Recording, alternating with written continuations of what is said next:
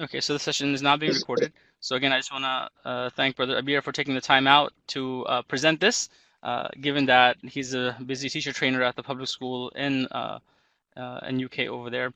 And so I've disabled the microphone for all the participants because we have a large number of participants, but feel free to ask questions in the chat box below. And the platform that you are using is similar to what our students at Bayaan Academy use, this Adobe Connected platform where they interact with teachers and chat. So you also now are getting a small glimpse as to how our students learn online.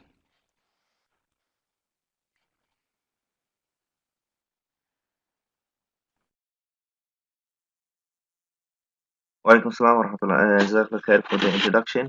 I will just give you a quick uh, information about myself. I have been working as a teacher for the last 5 years. I trained in London, and Alhamdulillah, I had the opportunity to train and learn from one of the best schools in the country itself. It's a private school, and 92% of the students in that school either end up in Oxford or Cambridge. So I was trained by that particular school, Alhamdulillah. For the last year or so, I have been working as a teacher trainer and alongside with as a science teacher in school in London itself. So today's session is all about developing higher order thinking skills. I have broken down the session in three parts. So the first part will be introduction to Bloom's and Solo taxonomy. The second part would be higher order questioning through student-led learning, and then the last one, and we will give this the minimum amount of time, which will be increasing attainment through feedback. So the first, before I begin, if anyone has any questions, please do put it into the chat box. If I'm going a bit too fast, please do message and let me know. And the main aim is for you guys to understand what I'm saying. If I'm not speaking clear enough, please again and do let me know because I usually do not do this online. Okay, hope everything goes well. So the first thing about stretching and challenging, this is the term that we use in UK. It may be slightly different in other countries. The essential part is how do we get students who are doing well in their own subject, in their own classes, to get them to think deeper, to really push them out of their comfort zone. What usually happens is teachers, they just make the tasks a bit more difficult or just give the students higher or harder questions. Stretching and challenging is all about allowing the students to go through the independent learning process. It's about giving the students feedback so that they can learn from their mistakes. It's about group work and learning from peers. Now, this may be slightly different or difficult on an online platform, but it can be done.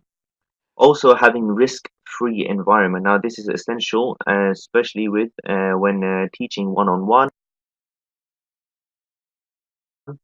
or even in the comfort of our homes. Reason being is because majority of the students and I have dealt with, they are afraid of making mistakes. I have my own daughter who, if I'm doing something with her, she will rather not say the answer than get it wrong. So this is something that we need to, as teachers, and develop that in our students to say, okay, it's okay to make a mistake. And once a student is able to understand that, they will make the mistakes, and then us as teachers should be able to say, okay, why do you think you have made that mistake? What was the bit that was wrong in your explanation? And it's essential, especially with the language that we use. Instead of saying no, that is wrong, we can say, well done for trying. That is good. I can see why you have said that, and then guiding them towards the right answer.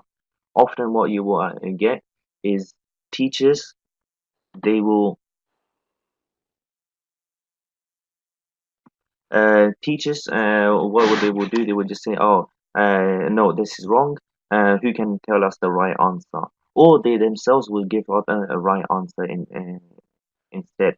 So as teachers to really promote thinking, we should question the student. Okay, what do you think was wrong? And the statement you have said, 50% or 60% or 70% was correct. Yet you have missed on the last bit. Do you want to change that what you have said? And then give them the opportunity to reflect and say, okay, no, hold on. Yeah, I think the last bit was wrong because of da. And then the last thing is with stretch and challenge or really pushing the students out of the comfort zone, it needs to be available to all students. Often what happens is in a class of about a few students, say for example in Bayaan Academy you have 7, 8 students, there's bound to be a student or two uh, who would who would be exceeding. And with that particular student, we will say, okay, here's some harder questions, or here's a difficult task. Let's do that. And I'm not saying this is the Bayaan Academy. This is with all the schools where you have a teacher who will just say, here to the higher attaining student, here's some hard work. Let's do that, and you can keep yourself busy with that. Now, with the higher ability thinking or higher order thinking, this needs to be available to all students. It's different from differentiation. Differentiation is just giving them the same task or the end goal, but getting them to do it differently. So it could be a student who likes to write or a student who likes to draw diagrams. Both of them will be talking about their own and the topic that is given, yet they will do the task differently. That's differentiation, not to be confused with stretch and challenge. Stretch and challenge is about getting the students to think deeper about the knowledge itself. So one of the things that has really come about in the last 30, 40 years is Bloom's taxonomy. And the way this works, and I'm sure all of you are familiarized with this to a certain extent. The way this works is you have the base of the pyramid, which is to recall or remember facts. A student cannot get any sort of understanding in a subject unless they are able to recall facts. And then it moves on to understand, apply, analyze, evaluate, and create. Now there are varying editions of Bloom's taxonomy. However, the main principle is as shown in the screen in front of us. The bottom line is student understands and remembers some facts, then they can move on to apply or analyze or evaluate. And often what you will find is teachers will give them, they will spend a bulk of the lesson getting them to remember and understand key facts. And then near the end of the lesson, they may give them something from create or evaluate. Now, Bloom's taxonomy is excellent when it comes to questioning because it gives us these words that we can use in our question. We can use these words when we're making worksheets and so forth. And as a student, they would have to for them to really appreciate the question, they would need to understand what it means to design or assemble or construct or judge or relate or compare. Now, often students are not able to do that. So us as teachers would have to either model it out for them or explain what is expected. And give them some sort of success criteria. This is what I expect you to do by the time you finish this particular task. Now, with Bloom's taxonomy, there are some pitfalls. The first pitfall is that we concentrate so much on the lower level that we sometimes forget the higher level questioning, and that comes either too late in the lesson itself, or it doesn't come at all. So to avoid that, as a teacher, we should be thinking of a few questions from here, a few questions from here, and a few questions from here as we go along the lesson itself. And the other pitfall of Bloom's taxonomy is that knowledge in itself is not always linear, meaning that we don't always go in a straight line. With any given topic, most topics we might be able to get into the difficulty of the topic or understand it deeper as we go higher in the pyramid. However, with all topics, that is not the case, and this is where the second taxonomy or the solo taxonomy it comes in. But before I move on, there's a resource that is excellent. It's called Bloom's Buster. Now you can always write that down and search it on Google, and it would be the first link that will be from the website called tes.co.uk. And this is excellent, and I will just quickly show you that. Now, what you have your Bloom's taxonomy, you have the words written out here. You can click on any of them, and then it will give you a few words that you can choose from. Often, we as teachers, we find it difficult and to really think of good questions which enhance the students' learning. So with this resource, what we can do is we can look at some of the words and see some of the examples with those words. So here, complete the word fill, finish the story, and so forth. You can go back and discuss.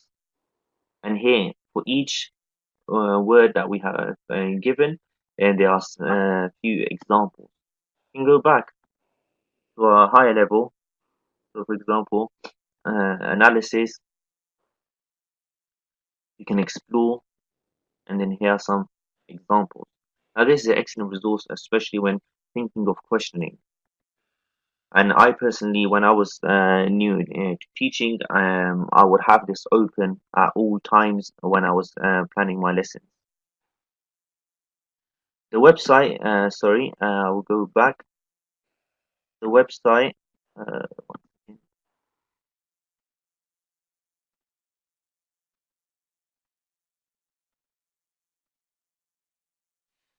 if you just search Bloom Buster on Google, and it will come up, and the first link would be tes.co.uk. You would have to register on the website to download, but it's very easy to do that.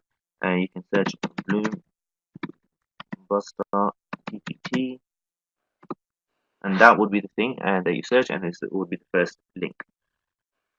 So I suggest all teachers, especially when they designing questions or worksheets, to use this. Have this open. You do this for 2-3 weeks, and there will be a huge improvement. And after that, you wouldn't even need to use these resources or this PowerPoint itself, because us as teachers, we will learn that, and then we will by us doing it for 3-4 weeks, we will get used to some of the words that we use. It can be some certain teachers we use a specific type of words, and that depends on the personality of the teacher itself. So as you improve, as you get further into this Bloom's taxonomy, especially the usage of the words, you will see that, and that will come as second nature after few weeks, and then you would not longer need any of these resources.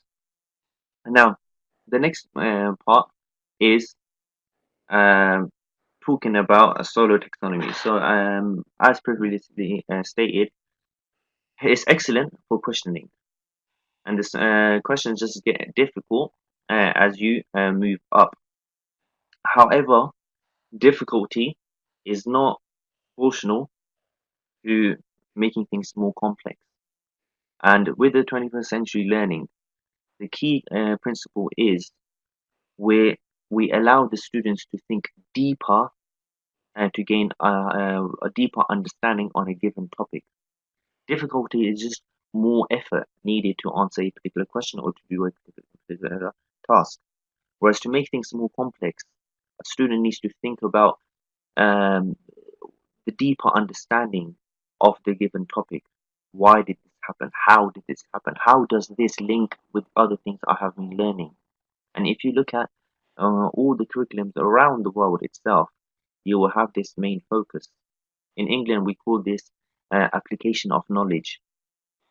In other countries, it's slightly different. I'm not really 100% sure in terms of the language used, but the main principle is apparent in all different curriculums around the world itself, where you're getting the students to think deeper so that they are able to create links between different topics.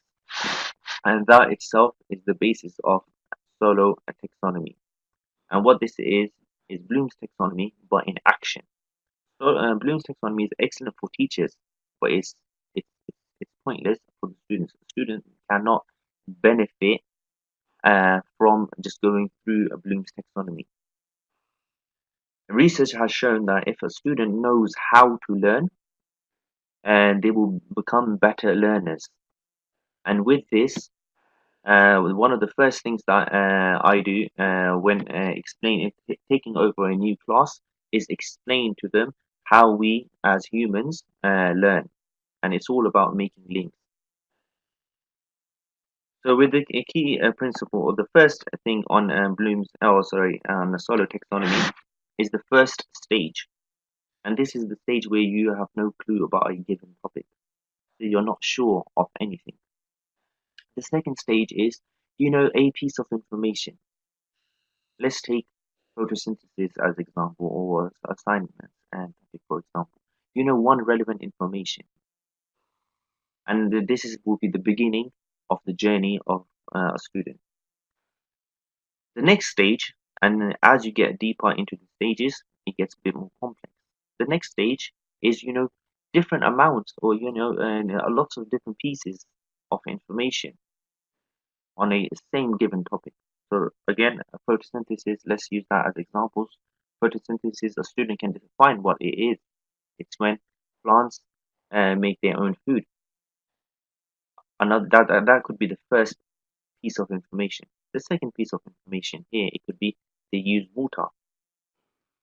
The third piece of information could be that they use carbon dioxide. Now, a student has this information, but there is no link between them. So this is what is the job of the teacher, to explain those links or allow the students to make those links. And this is where the second last or the fourth stage of solo taxonomy comes in. A student is able to create links among different pieces of information, and this relates to our higher order thinking. So going back to the example of photosynthesis, we know what photosynthesis is. It's creating food from sunlight. It uses water and it uses carbon dioxide. Now, how can we link all of this in? We can say photosynthesis occurs in the leaf where the light shines on. The leaf has a larger surface area.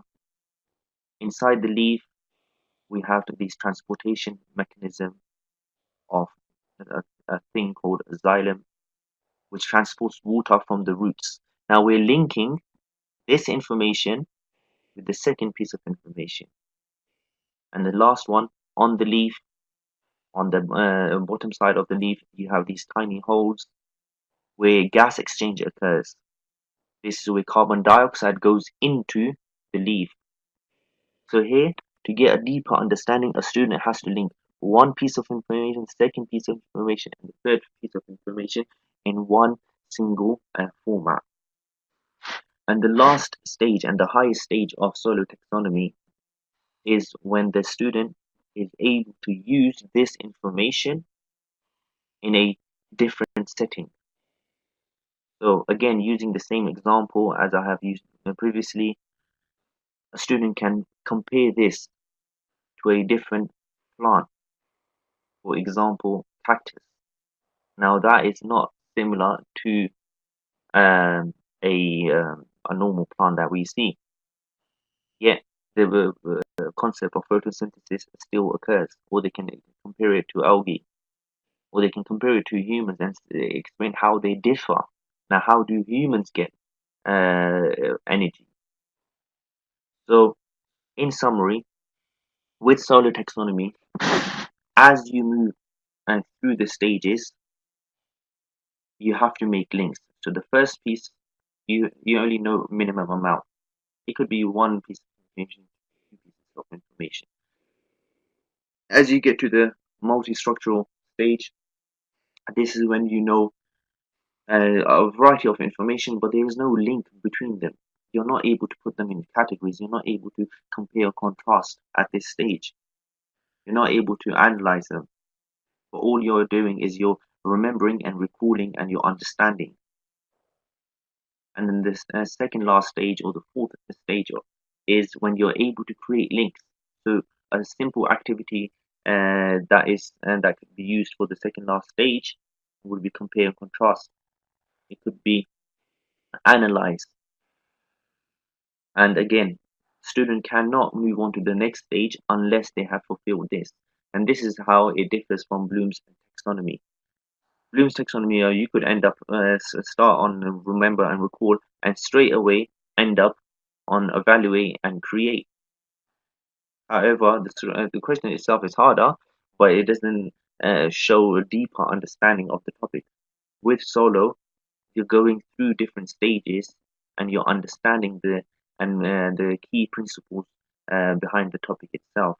This can work with all subjects that I have seen in my school, as well as online. There's numerous websites that can go through examples and worksheets, and that brings on to the next thing, and that you can see.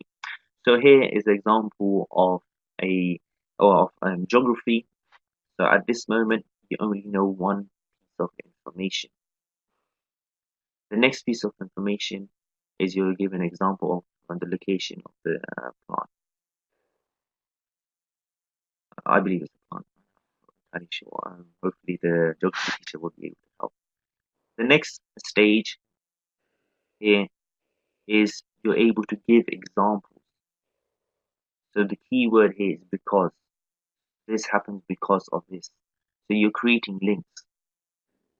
And then the last one, you're creating links, but now you're also giving an overall conclusion. As a student, they would have to go through these stages.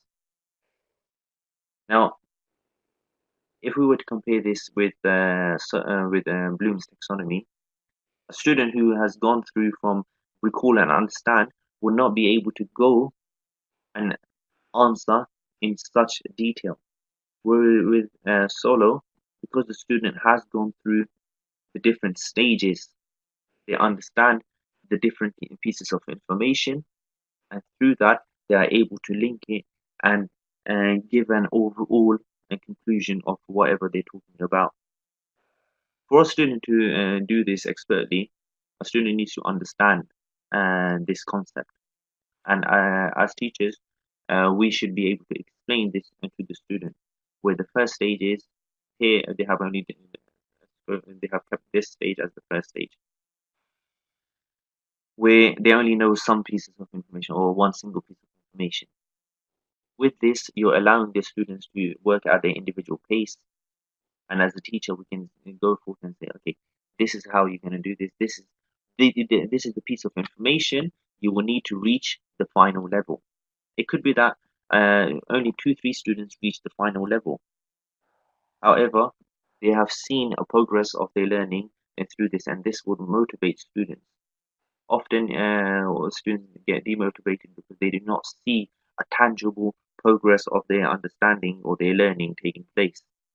And this is an excellent model to show that. And we can have simple worksheets just like this, where student will have this is something called a knowledge organizer, so they can see the progress of their understanding going through. So this could be right in the beginning of the lesson. This could be halfway through, and then this would be in the final lesson where they're combining all the relevant information that they have taken in that specific lesson itself. Now, with this, you can move on and explain some of the resources that you can use.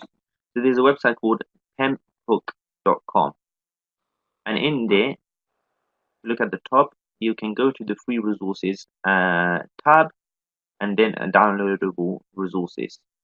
And here you have a variety of resources that you can use. I will suggest all of you to go and have a play around with the website. There's so many resources that a person can download or even get ideas to make. So one of the things that you can do, there's a resource there, is This is the lowest level where you're defining a topic. So you can give a student where they would have to write in something in the middle, and this can be easily done on PowerPoint slide where you can set a homework for a student and they will create a PowerPoint slide and something similar to this. So right in the middle you have the topic that you need to define, and here they will need help to do that. Second bit would be where they write down the definition of a relevant idea. The next one, they have a variety of definitions. Again, it could be photosynthesis or it could be whatever you're teaching. The second last stage is you're giving reasons because this happens because of this happens because of that, and through this you're creating links. And in the last one, you're giving a conclusion. This happens because and so forth. And overall, I think this would happen. Now, this is a fairly simple activity where you're defining and key principles. You can get them to create something a bit more complex. And again, this is on the website. And that thing is compare and contrast. So again, I use this activity for my students. The first thing I done, I printed this image out for them, and I put it on the back side of the worksheet that I gave, and I showed them this is what is expected. That we're going to go through a given topic, and I'm not going to tell you where you're going to put the information. You yourself need to decide where the information will go. So the general principle behind this worksheet is, in the middle are going to be the two things that you're going to be comparing. Over here will be the differences. Over here will be the similarities. And then here will be the difference for this given topic. And as the students get deeper into their understanding, they will be able to fill more information in. The second last stage, the key stage, would be where they are able to give reasons. This happens because of this. And they are linking for each one. And the last one will be the final stage, where you're thinking about overall. The main idea is to reach this stage. If a student can reach this stage, that's excellent, because that shows the progress of gathering different pieces of information and combining it together. So the gap between these ones is fairly large, whereas the gap between the last two is not as large as the first three. So this should be the aim, the minimum goal of a student reaching the lesson. Now, we're using this worksheet or this format. You can create something like this in PowerPoint, and this is what I done. So in my lesson, we were comparing the features of arteries and veins. So they wrote arteries here, they wrote veins here, they wrote the differences, similarities, and then the differences for veins. And through this, it's independent learning in a sense that I was going through the topic.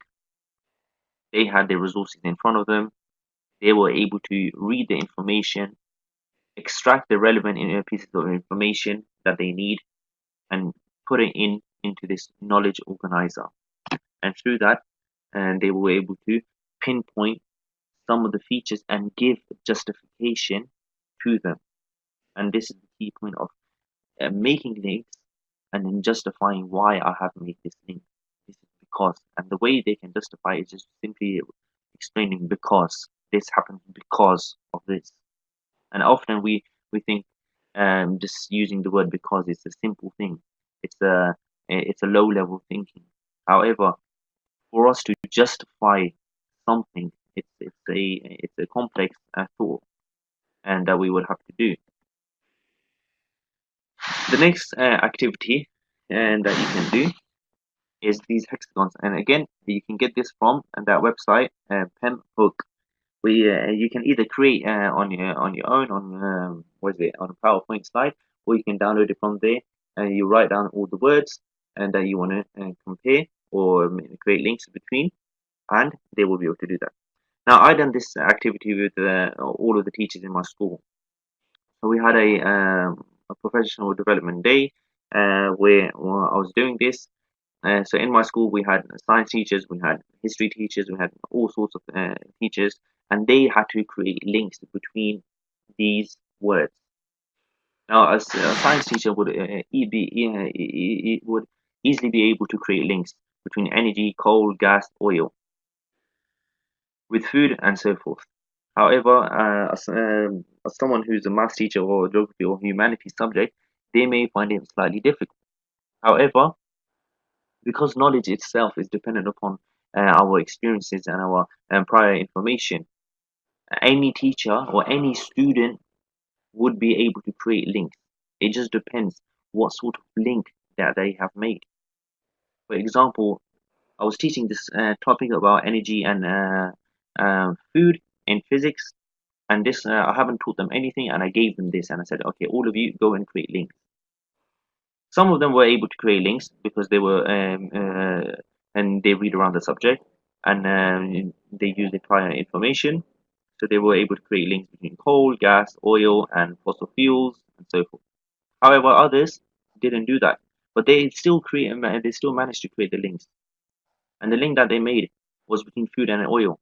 They said, "Oh, we need oil to make food," and then they were able to create a link between energy and speed. And said, "The more energy you have, the faster you move."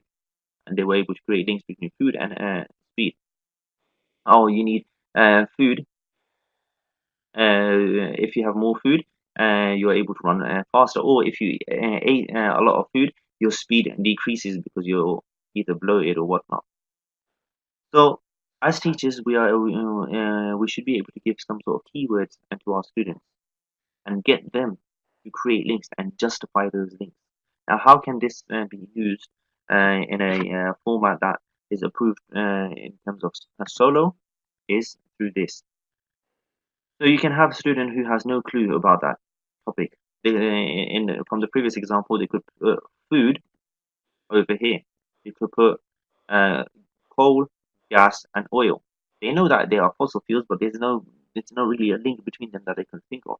For example, the next stage is where they are able to justify and create links. Coal, gas, and oil are all fossil fuels made, and they are on all non-renewable resources, energy, and you can think of solar, whatnot. So there's not a clear link between the different groups itself. Yet the students are still thinking deeper and saying, okay, these are the key information regarding the topic itself. And then the last stage would be where they are able to use all that information, link it with from one hexagon to all the way to any other hexagon, and they are able to do that. And that would be the highest order thinking. So the point of this activity, it's excellent in terms of thinking outside the box. Is it being able to justify your ideas? You can easily, it's a very easy activity to prepare for the students. Give them a set of words. They don't need to sit there and cut it out, but they are able to just write them or create links.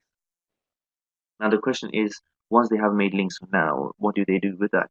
You can either get them to write 3 links that they thought. You can get them to have an extension activity after this. This could be used as a basis to just get them to think about a topic. All activities do not have to be written down, or there doesn't have to be a tangible evidence for any activity we do. Because learning is a process, and that we gather through our lifetime or through a given lesson. So the information that they got through this, it could be used further on. Now, the next thing I want to talk about is higher order thinking through student-led learning. Now, with student-led learning, there's a big misconception where people think, oh, student-led teaching or learning is where you just allow the students to get on with their work, and us as teachers, we just help them as and when needed. To a certain extent, that is true. However, a student-led lesson can be where the teacher has a lot of control over the class as well. It just means how is the learning taking place. With this, the first thing that I want to talk about is the questioning. Questioning is essential when it comes to student-led learning.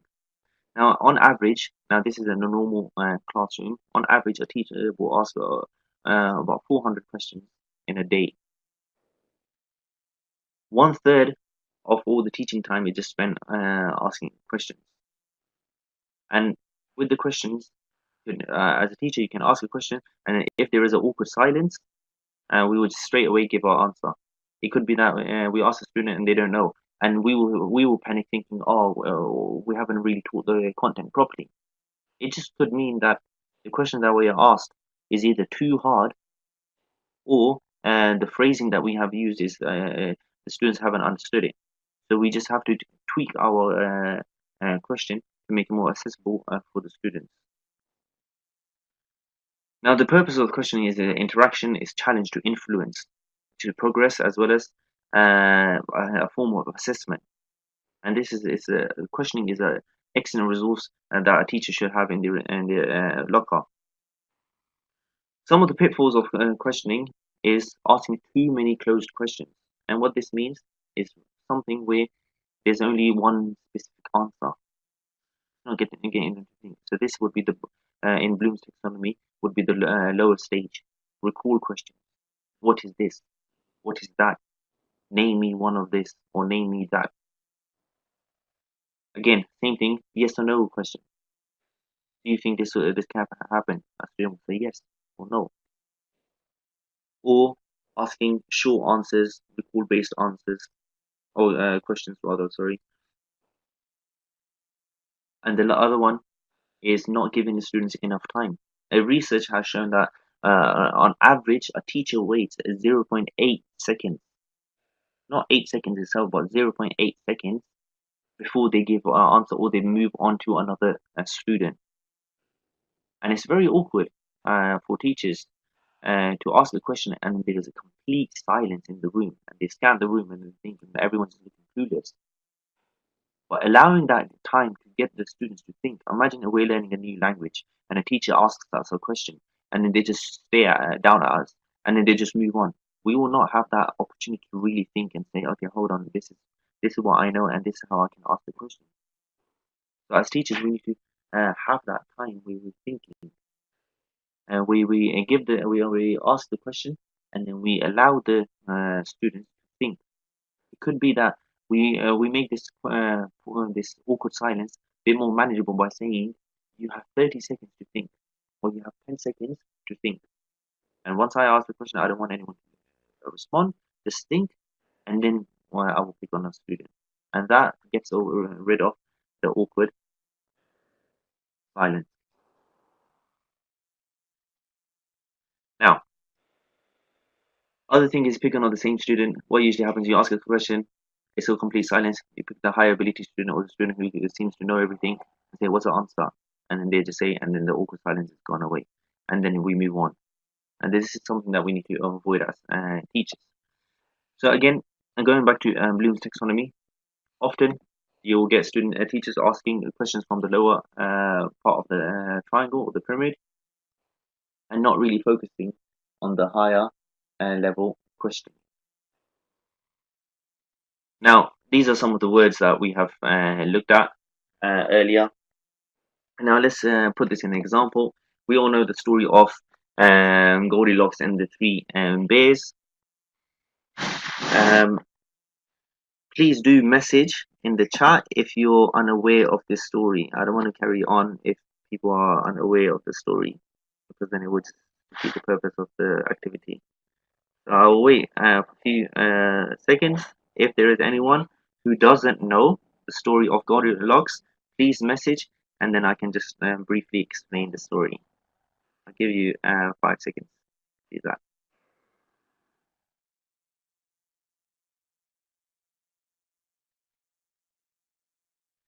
Okay, excellent.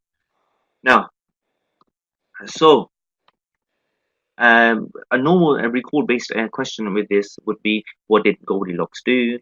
What was the reaction of the... Oh, okay. Okay, so a brief story of, or brief summary of the story is there was a girl called Goldilocks. She wandered into an empty house. She was very hungry. There were three porridges on the table. So she went and ate the first porridge, and it was too hot. So she went to the next one, and it was too cold. And then she ate the one that was in the middle, and that was just perfect. And that was the porridge of the little one. So the father's porridge was too hot, the mother's porridge was too cold, and the baby's porridge was just right. Then after that, she ate and until she couldn't eat anymore, much like us in Ramadan. And then she went and got tired, so she went to sleep. She went to the first bed, and that was the bed of the father, and that was too hard, so she didn't want to sleep in it. Then she went to the bed of the mother, and the bed itself was too soft, so she didn't like that. Then she went to the baby's bed, and it was just right. So then she fell asleep, and then the three bears, they came into the house, and then they saw that someone had eaten their porridge. So they were confused what has happened, what had happened. Then they walk into the room, and then see this blonde girl sleeping in their bed, and again they panic. They're thinking what's going on. Now this the ending is slightly changes depending on what continent you live on, but we will just thank you very much for the for the podcast. Um, and now with this, we can think of some sort of high ability questions, and we can say, okay. Um, Usually, what a teacher would just say, "Oh, what did the Goldilocks do? Summarize the key events that happened. Why did the Goldilocks didn't eat the porridge that was too hot, or what was wrong with the porridge?" So these are all recall based. They all these questions that I have just asked, and they only get the student to think briefly about the topic itself. It's not thinking outside the box. So what I have done is written some examples of questions, and the reason why I'm using Goldilocks rather than a scientific example or geography or math, so it's applicable for all of us to look at how we can create questions like this. So one of the questions that we can think of is, what would you have done in in a situation of the Goldilocks or even the bears? Can you think of a different ending? So now the students are thinking deeper into the, okay, how this is the story. For them to answer this question, they would have to have a deep understanding or a good understanding of the story itself. And if they didn't, they would have to go back and read it. The next question, what happened in the story? Now this is a bit of a summary question where you can get them you can give them a given task or given topic, and they would have to just summarize. Another one, what would you have done if you found Goldilocks in the house? So now you're looking at from the perspective of and the polar bears. Give examples of how Goldilocks was naive. So again, thinking deeper into the topic and saying, okay, again, for them to answer this question, they would have to have good understanding of the story itself. And to gain a good understanding of the story itself, it's just going through and just reading the story again. Or it could be as a teacher, we just got to break it down and say, okay, this is what's happening. Or we can get another student who has a deeper understanding or who can answer this question and so forth. The next part or next question you can say, can you create a second part of the story? And here, this could be a second edition. What happens after? Another one could be, how would you defend Goldilocks' actions? Because obviously it's trespassing. So you can get the students to think deeper into that and say, okay, do you justify the reason, the causes of or the actions of Goldilocks? She broke into someone's house, ate their food, slept in their bed. Is that appropriate thing to do? Yes or no, and get the discussion going. Now, for them to answer this question again, it's a deeper understanding of the story, and they would think outside the box. Some student can say, "Oh, actually, no, she didn't break into the house because the door was left open. She just walked in thinking, and then she got hungry, and so forth." So you get in the ball rolling and getting them to think deeper rather than saying, "Oh, what did Goldilocks do in the house?" Now that would be just a summary now in terms of the questioning itself. We, as teachers, we have to plan for the question. To get rid of the awkward pause, we can use this thing called think, pair, and share. Now this activity is excellent where you ask them a question. You can get them to ask a question. So I will say, I want all of you to think about, let's say, for example, um, how would you defend Goldilocks' actions? You have 10 seconds to do that. So that's the thinking stage. The next stage would be the sharing stage. And now here, this is where they share their ideas with either each other or with the class. Oh, sorry, the pair stage is where they pair up and they share their ideas. And the last stage is where they share their ideas with the whole class. Or you as a teacher can pick on a student, or where you can say, okay, let's share what we have gathered. Maybe put them in a group or as a project itself. So that's what think pair share activity is. In other countries, they have another word which I'm not entirely sure of, and then obviously they have thinking time, and all this is. You get them a thinking time. Say, okay, you have 10 seconds, you have 30 seconds, or 2 minutes to write down your answer, give a justification, and then we're going to come back. It's okay to make a mistake. I don't expect every single person to understand and get the answer correct, and just explain that to them. Give them 2 minutes, and then get back and get the answers from the students. Ask open-ended questions, and this is where there could be more than one question or more than one answer itself. And develop collaborative work, again group work. Um, know the answer to your questions. This is essential. Often I see teachers asking questions which they themselves don't know the answer of. Now, often students will ask a question where the teacher doesn't know the answer of, and that is excellent. I love it when I see a student asking a question, and I love it when a teacher is honest enough to say, "Oh, actually, I don't know the answer of that, but why didn't you find out and let us know for the next lesson?" Another thing is uh, using a question to start the lesson itself. Now, this could be a starter activity, and this would be recapping prior knowledge. And then the last one could be reviewing the questions in a plenary session or the end of the lesson where you're going through the question and saying, okay, what are the answers, and peer assessing or so forth. Now, the last thing that I want to talk about, and again, this will not sure how well it would be applied in on a online format, but it can be done. Oh, sorry, there's just a few more slides before we do that.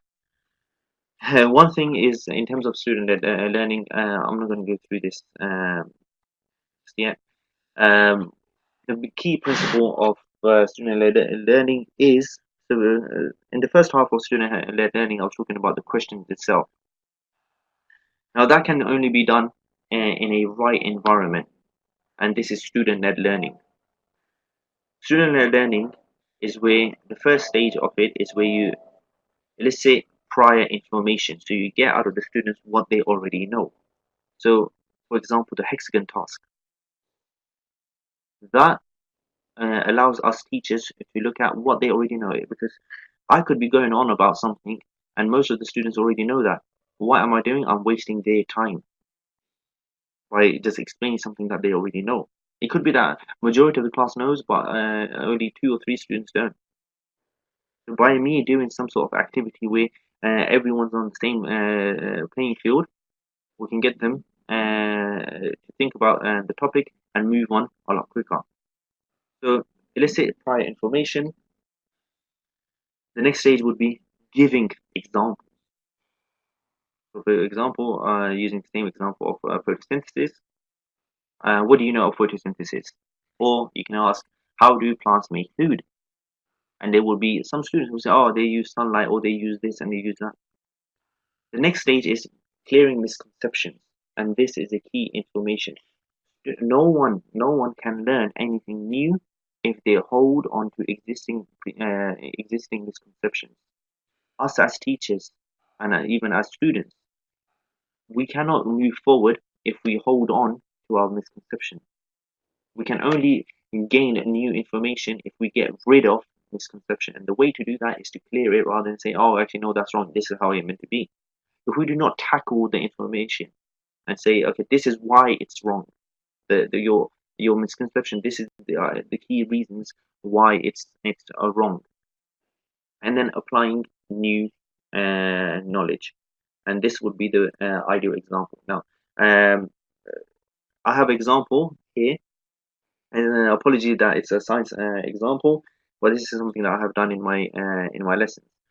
So here, what you have, there was a teacher who was doing the same lesson that I was teaching, and the lesson, this is the PowerPoint slide that they used. You have the lesson objective on the top, and you have the title, and then you have two pieces of information that the student need to know, keywords put in bold, and to make sure that they memorize. You have the example or diagram, and so that they can really think on what's happening. And then you have group surfaces around you into these categories.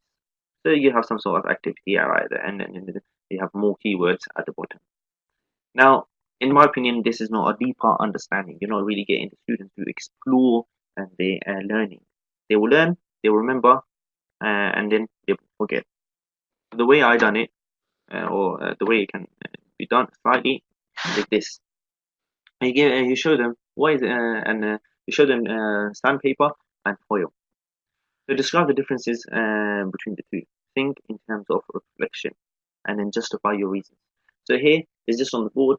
They quickly give them 2 minutes, and to do that, and they look at it. They're talking in terms of reflection. They're talking in terms of texture. You can put these words out. They don't need to hold it for them to see. But now you got them to think. We're thinking outside the box. We're thinking, okay, we're applying the knowledge that they already know. So this is, let's say, prior information, because everyone knows what sandpaper and what foil looks like. Now you can ask them, okay, why do you think sandpaper is it doesn't reflect light, whereas foil does? Maybe a student knows the answer. Maybe a student doesn't know the answer. Maybe someone talks about the color itself. And then we can lead the discussion towards texture and say, how do you think the texture of sandpaper is? Is it a smooth surface or is it a rough surface? And then we can compare that with foil. Once you're with that, then you say, okay, let's try to draw how the light itself will reflect off of the sandpaper and of foil. Now, if the students find it difficult to do that, and I've done this with my year 7s, who are approximately age 10, 11, and they were able to do this because of their general experiences in life. Everyone has felt sandpaper and everyone has felt foil paper. So if they can't draw an image of light reflecting, and as a teacher, we should always have a backup plan. So you show them this and say, okay, why is the light bouncing in a different angles on the sandpaper? Yet on the foil, it's bouncing in a straight line. Why is that? Why does that happen? There, a student will be able to, oh yes, oh because it feels different, it's bumpy and so forth. And foil, okay, good. Now we can introduce the key words. Say one is specular and the other one is diffuse. So then we can say, okay, now go forth and categorize the surfaces around you that you see into these two categories. So now you have taken the information, you have, if I link back to this, you have taken illicit information, you have given examples. At that, between giving examples and applying the new knowledge, you have cleared misconception. A student could think, oh, reflective objects, they have light colors, or they could base it just upon light itself or the color of the object. So with this, you're eliciting prior information and you're getting them to think deeper into it. And why are you explaining that? Hold on, it's not just colors, because a black car is also shiny. You have cleared the misconception and you have applied new knowledge. And through this, they should be able to gain a much deeper understanding of the topic rather than just giving them the information in this format and saying, here you go, this is information, now let's apply our understanding. It's not a deep understanding. A student who holds the misconception that reflection is based on color of the object will still hold that information when they're doing this, because the majority of the colors that we see around us are light in color, which reflect light. For example, key example is mirrors or glass or windows and so forth. So the misconception is still there. Now, last thing, and we will end it with this. I will just spend the next 5 minutes, inshallah, talking about this. This is attainment through feedback, and this is something that in England at this moment, and there is a big problem in terms of marking, and I'm not sure how the marking policies are around the world. However, in England, broadly speaking, it's a chaos. So the government itself, they spent a lot of money looking into research on making marking more manageable and meaningful for students. In certain schools I have worked, where we mark every 2 weeks. In the school that I work, now we mark once every half term. So, and this is a new strategy that I came up with for my school, and I'll just share it with us. It's called the green box and marking. Now, again, it depends upon how it can be applied in terms of online format, and I personally think it can be done, and I will explain that right at the end. The principle is after teaching a series of lessons, the students are given synoptic extended writing task. Now, what I mean by synoptic extended writing task is that a task that covers everything that has been taught up to that point. So, for example, you have just finished teaching 3 lessons or 4 lessons, and it's in those 3, 4 lessons you have covered a key principle. Here, you're going to give them a task that covers those 3, 4 questions.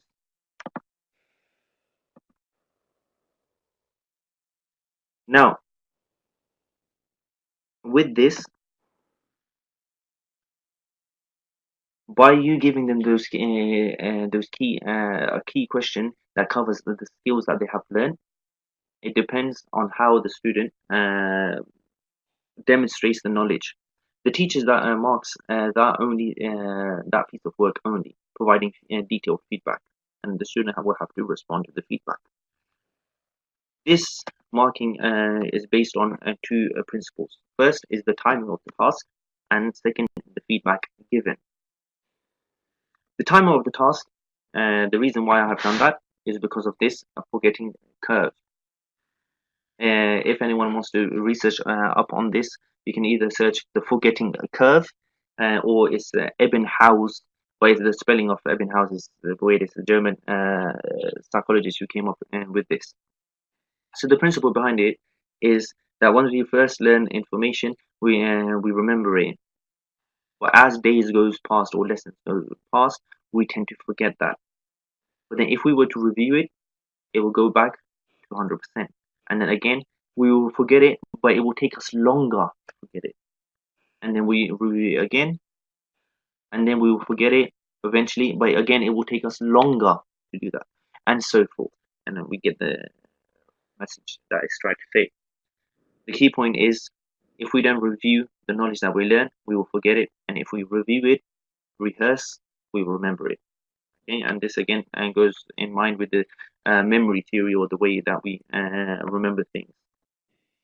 So what usually happens is, during the lesson or series of lessons, say for example a series or topic is 10 lessons long, or 7 lessons long, however long, a student will, first lesson, they will gain new knowledge. They will also hold a certain amount of misconceptions. As the lessons go past, uh, the key information that they have learned will decrease over time, and misconceptions can either increase along the time. Okay, and then right at the end, they will have the end of unit test, and they are tested on everything here. Now, if the students, they don't, they will most likely they will revise, but since the misconceptions are already there, the revision will not be that good. Okay, so how does green box marking work? Is this: you teach a oh you teach a certain lessons. Once the teacher deems it appropriate, they give them extended writing task. Now this improves literacy, and this is something that a lot of students are lacking because of the internet and the way we communicate using our phones. So literacy is one of the things that is lacking in the 21st century students. So a teacher gives them a task at this point. A teacher marks the task and provides written quality feedback to that. This allows the teacher to look at misconceptions that have arisen, and also look at any key information that the student haven't understood. What this does, this allows student to rehearse their knowledge, and hopefully remembering what they have done.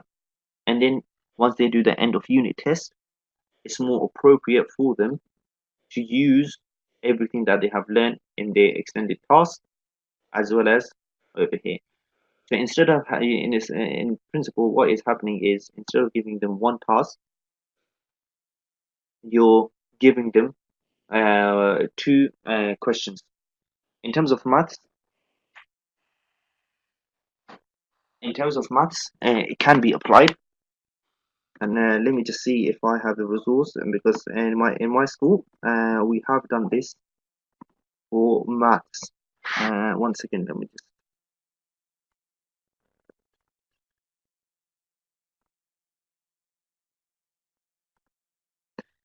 Can we all see that on? Can we see this in my on my screen? Okay, good. So here what you have is, they have done a particular task, and this is the task itself. These are the lessons that they have learned. Now at the bottom, the means dedicated, independent, something of the time, reflection time.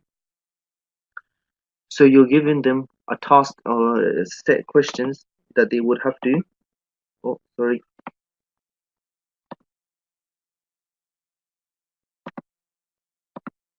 So you're giving them these questions that they will have to do. Now, because it's maths, obviously literacy is not that applicable in maths or evident in maths. So you will give them certain questions. Now, during these questions, they will have to demonstrate all the information that they have gathered. So through this, you're revising as well as looking at if there is any misconception. And instead of doing that right at the end of a topic, you do that every time you learn a key principle in your given topic. You could say a pillar among the whole topic. Now, it was more appropriate. Some topics will have 3, 4 concepts like this. Some of them will only have 1 or 2. As long as the students are able to identify the key principles, and then you can move forward with that. Now going back to this. For science, I will show this one next, and this is something I've done for my students. Okay, in terms of the feedback, the teacher only marks the specific work that is done. The teacher also, while marking the feedback or while marking the work, writes down the common misconception for a whole class feedback. So say, for example, I have just conducted a assessment like this. I will give feedback to individual students, but on a separate piece of paper, I will say 5 students out of 10 struggled on lesson 4, or majority of the class struggled on lesson 4.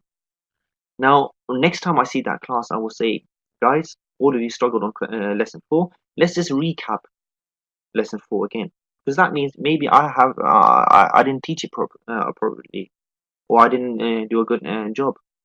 Because if everyone has misconception regarding that topic, then it's the issue lies with me rather than the student. In terms of the question itself, in terms of no grade, yes, in England we're moving away from giving grades, but again, this depends upon the teacher or the concept that you're using. You can give an arbitrary grade and say, well done, you got 5 out of 6 because of da. Or you can make a, a rubric or a mark scheme and say this is what expected. If you get 6 or 6 out of 6, this is what you need to achieve.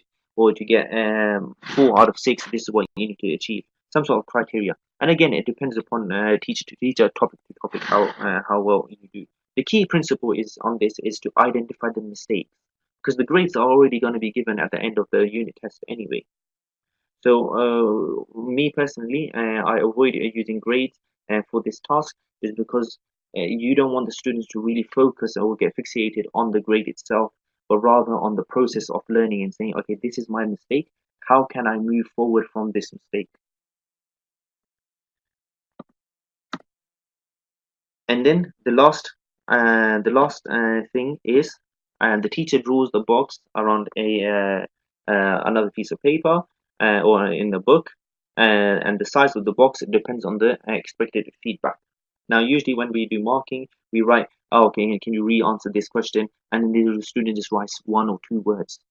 We end up writing more words or giving more feedback, and then the amount of work that a student does. To avoid this, we draw a green box. Now let's see how that can be applied. The question that I gave my students was, explain how ice cube turns into steam. Now this is after 4 or 5 lessons of the content itself. Here you can see the student has written some work, poor handwriting, and the information itself is wrong, spelling mistake, and so forth. So all I done was I underlined the mistakes and wrote what was, or ticked what was good and what wasn't. And then the feedback, I said some incorrect information. You need to use your notes. You use melting point number. I didn't want to give too much information, so I just put a number in your answer. So what I done was I gave them the time, drew a green box around, and we can't really see it here that well, but there's a green box around here using a highlighter. Now, if I just told them, gave them the feedback and didn't draw the box, they would just write that on their mistake where they spelled temperature wrong. They would just write the correct answer here. They will write 100 degrees here and problem solved. However, it's not a really beneficial task for the student. So to avoid that, I drew this box and again told the student to write. Now, visually, we can see there is a clear difference in terms of the writing style itself, because they didn't get the second time. The writing itself has improved, and the information has improved as well. The only thing that it hasn't is the spelling of temperature, but the information again is improved, and this is through getting individual feedback on a synoptic task instead of just assessment and say, hey, okay, these are the questions that you got it wrong, and these are the questions you got it right. Often students say, okay, and then they just move on. There's not really a tangible reflection time, and that is conducted on an assessment. So to finish it off, it's timely feedback, differentiate feedback that is given, and focus is on literacy. It's manageable for teachers, and also it recaps and consolidates previous learning itself. and believe, and also drives future planning, which is a key point. And that's the principle behind and the reason why we mark our any sort of assessment to see if the student has learned or not. Okay, and that itself um, is uh, is the end. Now, if there are any questions, please and do let me know. I can answer them to the best of ability, or I can come back and answer it in some time. So I will wait for all your questions to come through, inshallah.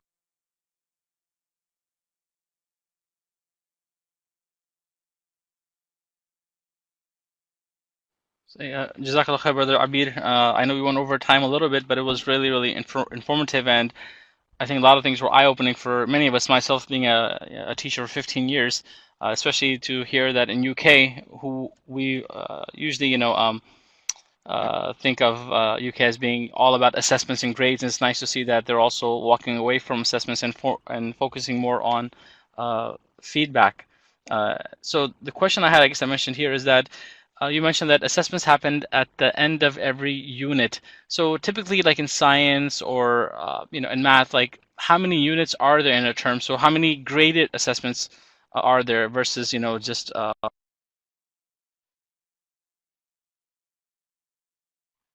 In science, it depends. For lower ability, or not lower ability, rather the lowest years, so key stage 3, we have 1 unit per half term on average. Now that does depend on the topic that we're teaching, or the unit, or the year that we're teaching. But on average, it's about half a term. Now for geography, that's different. It can be a series of 7 lessons. But as a teacher, what we do when we're planning for a year and for the next year, we make an assessment calendar and say, okay, where do all these topics, are they connected? If they are connected, we will combine 2 topics together, and then we will do, as soon as one topic finishes. Say for example, we have topic A and topic C. Now topic A and topic C, they go together. So as soon as we finish topic A, we will do a mini assessment, and then when we finish topic C, we will do a assessment that covers topic A and topic C. So it's a more broader assessment, and that only depends upon the certain topics, if they go together. If they don't go together, then we will just have end of unit assessment. Yes, that's a cumulative assessment. As for the question by Eunice, so the green box indicates the size of response the student should give. Yes. Now that depends upon the ability of the student. If you feel the student has just copied and pasted from internet and they just literally wrote it down, your box will be a lot larger. If a student has done some work and it's only a few mistakes, then you only write down a few things. Now on the computer, how would that be applicable? You can literally make the size of a box on a PowerPoint slide or something, and give the students where they would have to write it down. Will this workshop be repeated? Um, we will see. Unfortunately, I am slightly busy for the next few weeks, but hopefully after September we can see, and if there is a need, and then we can. Um, the school I worked, the school I was working in, it was in UK. You have the governing body, which is called Ofsted, and the school I was working in was the lowest grade. It was on a borderline to be uh, closed down. That's how terrible that school was. Now, when in UK we have that, a private school will take over and say, okay, we will help you with that school. Now, I was a new teacher, and the school asked if anyone wants to work alongside with the teachers, and that school was called Highgate School. It's a private school in Archway in North London, and it's called Highgate School, and it's an excellent school, and then they're all based on um, student-led learning, like their lessons are all that.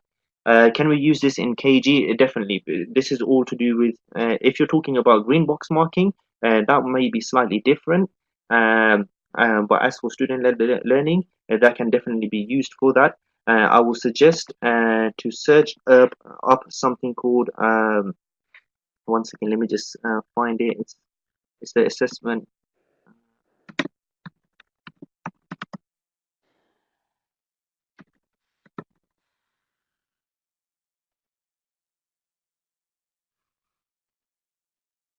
I was search up something called Austin's butterfly. Now that's excellent. I added the link there. If you look at that, and this shows how feedback can be used in primary as well as in secondary or KG and so forth. Thank you very much for that. Is there anyone? Parents that are logged in or teachers that are logged in. Bayaan Academy, this is our first year here doing online schooling. It's our first year. And we're registered in the USA as a nonprofit. So everything that we have is registered in the States. But we've kept the timings suitable for students living in the Middle East and in UK. And the reason is because I've been here 9 years in Saudi Arabia, and I feel there's a dearth of educational opportunities for our children to study in a way that I feel they ought to be taught. Right, and so this was our first year. We didn't accomplish all the milestones we wished to have accomplished, but we're on our way there, and hopefully second year we can attain more of those milestones that we're looking to do. You see some of the teachers here. Brother Yunus, studied in UK. He's in Ireland now. Miss Sadaf was a math teacher in the States, and Miss Hafsa studied in Cambridge. She's a geography teacher, and so so some of the teachers that are here are Bayan.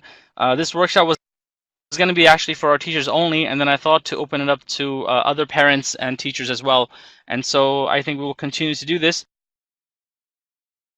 Please do let me know. Apart from that, I will leave it there. Assalamu alaikum. Wa alaikum salam. Jazakallah khair, Brother Abir. Jazakallah for the parents and educators who logged in. Inshallah, I'll send that. That's the least we can do. We can send the questionnaire out to the parents and the educators that were here, and I will re-forward those responses back to you, Brother Abir. I mean, Jazakallah khair. Subhanakallahumma wa bihamdika. Ashhadu an la ilaha illa ant. Nastaghfiruka wa natubu ilayk. Assalamu alaikum.